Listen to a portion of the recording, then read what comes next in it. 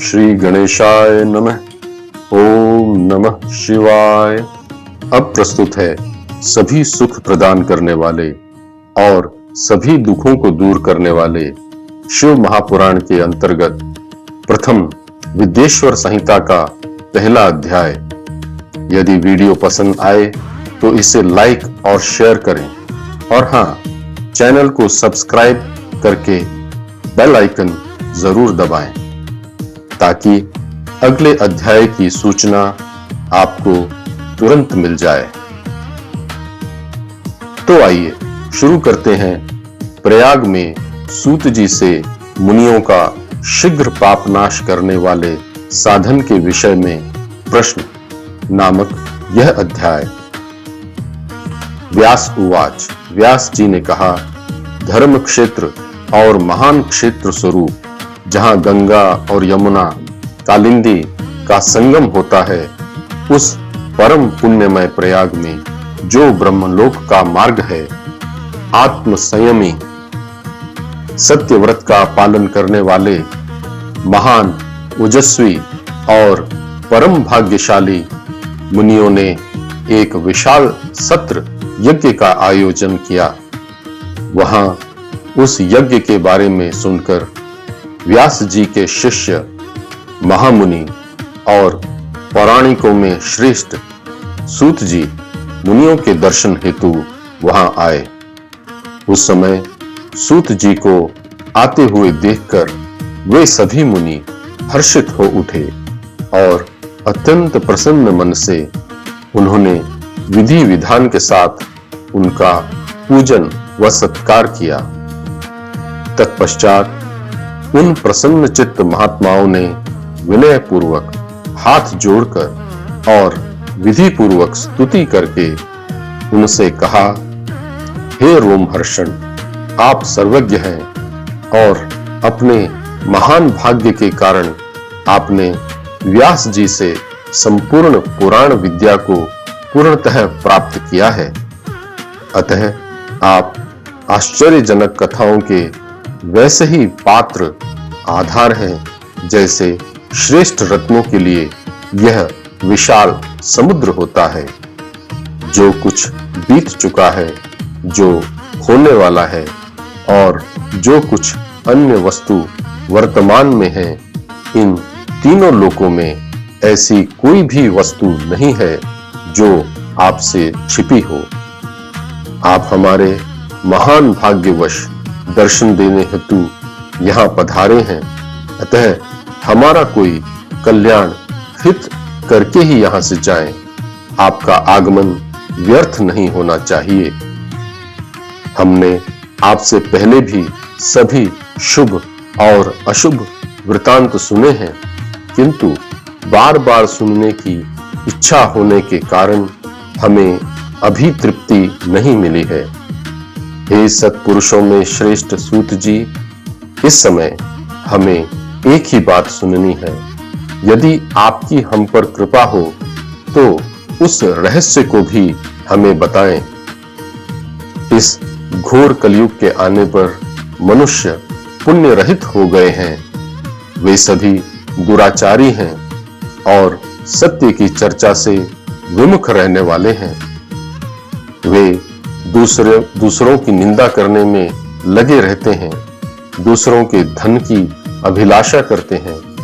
उनका मन पराई स्त्रियों में आसक्त रहता है और वे दूसरों की हिंसा करने में तत्पर रहते हैं।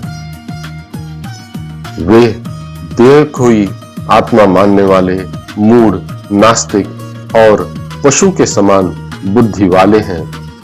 वे माता पिता और गुरु से द्वेष करने वाले, अपनी स्त्रियों को ही देवता मानने वाले या स्त्रियों के वश में रहने वाले और काम के दास हैं। ब्राह्मण लोभ रूपी ग्रह से ग्रसित हैं और वे वेदों को बेचकर जीविका चलाने वाले हैं। उन्होंने केवल धन कमाने के लिए विद्या का अभ्यास किया है और वे मद अहंकार से मोहित हैं। वे प्रायः अपने जातिगत कर्मों को त्याग चुके हैं और दूसरों को ठगने वाले हैं।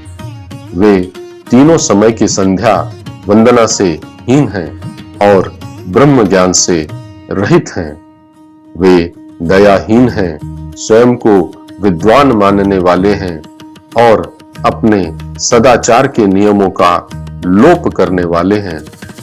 वे केवल पेट भरने में ही लगे रहने वाले, भोजन प्रेमी, क्रूर स्वभाव वाले और मलिन अंतःकरण वाले हैं।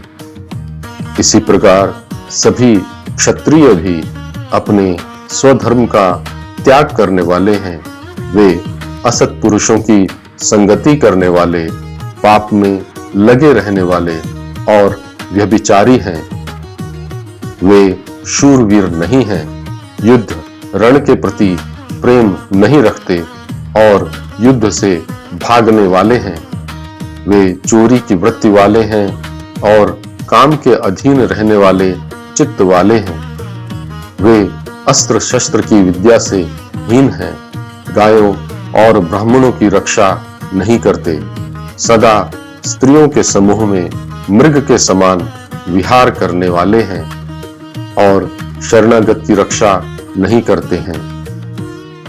वे प्रजा के पालन रूपी सद्धर्म से विहीन हैं, केवल भोगों में तत्पर रहने वाले हैं और दुष्ट होकर प्रसन्नता पूर्वक प्रजा का संहार विनाश करने वाले तथा जीवों की हिंसा करने वाले हैं। वैश्य भी संस्कारहीन है, अपने धर्म का त्याग करने वाले हैं, कुमार्ग पर चलने वाले और केवल धन संचय में लगे रहकर तौलने के कार्य व्यापार में बेईमानी की वृत्ति रखते हैं। वे गुरु, देवता और ब्राह्मणों के प्रति भक्ति से हीन, दुर्बुद्धि वाले, ब्राह्मणों को भोजन न कराने वाले, प्रायः कंजूस और मुट्ठी बंद रखने वाले लोभी हैं। उनका मन स्त्रियों के अवैध संबंधों में लगा रहता है। वे काम क्रीड़ा में सुखी रहने वाले और मलिन चित्त वाले हैं। लोभ और मोह के कारण उनकी चेतना लुप्त हो गई है और वे दान पुण्य आदि धर्म कार्यों से रहित हैं। इसी प्रकार शूद्र भी ब्राह्मणों के समान दिखावा करते हैं। वे केवल उज्जवल वेशभूषा धारण करने वाले, मूढ़, अपने स्वधर्म का त्याग करने वाले हैं। वे फिर से पाखंडवश तपस्या करने वाले, तेज को हरने वाले, जीवित रहते हुए भी शल्य, कष्ट और मृत्यु का कारण बनने वाले हैं। यद्यपि वे मंत्रोच्चार में लगे रहते हैं, वे शालग्राम शिला आदि का पूजन करने वाले और होम हवन में तत्पर रहने वाले हैं, किंतु उनके विचार विपरीत प्रतिकूल हैं और वे कुटिल तथा दूसरों की निंदा करने वाले हैं। वे धनवान और विद्यावान होकर भी कुकर्म करने वाले और विवाद करने वाले हैं। वे आख्यान, उपासना और धर्म का उपदेश तो देते हैं, किंतु स्वयं धर्म का लोप करने वाले हैं। वे सुंदर वेशभूषा धारण करने वाले, दंभी, पाखंडी, स्वयं को दान दाता मानने वाले और महाअभिमानी हैं। वे सेवकों को अपना दास मानकर स्वयं को साक्षात प्रभु समझते हैं। वे स्वधर्म से रहित, मूढ़, वर्ण संकर और क्रूर बुद्धि वाले हैं।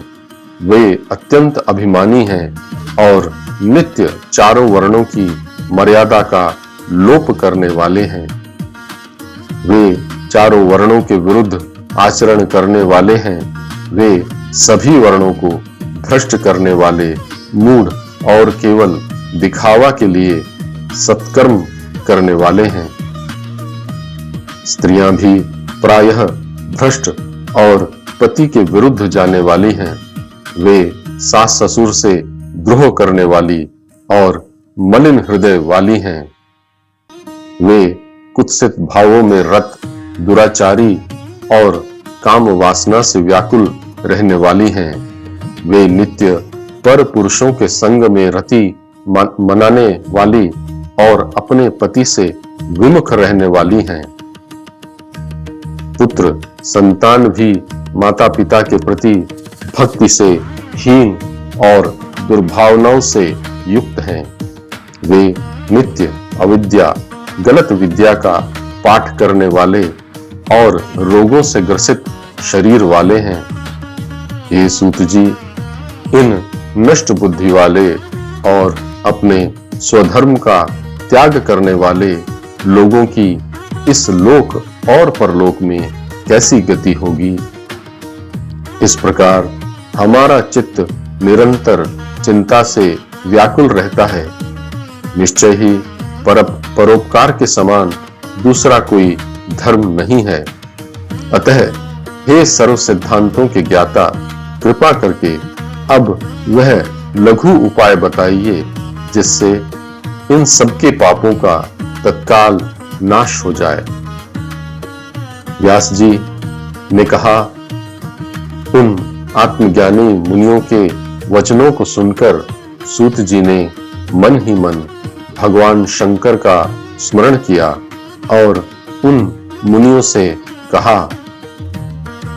इस प्रकार शिव महापुराण के अंतर्गत प्रथम विद्येश्वर संहिता में मुनियों के प्रश्न का वर्णन नामक पहला अध्याय पूर्ण हुआ।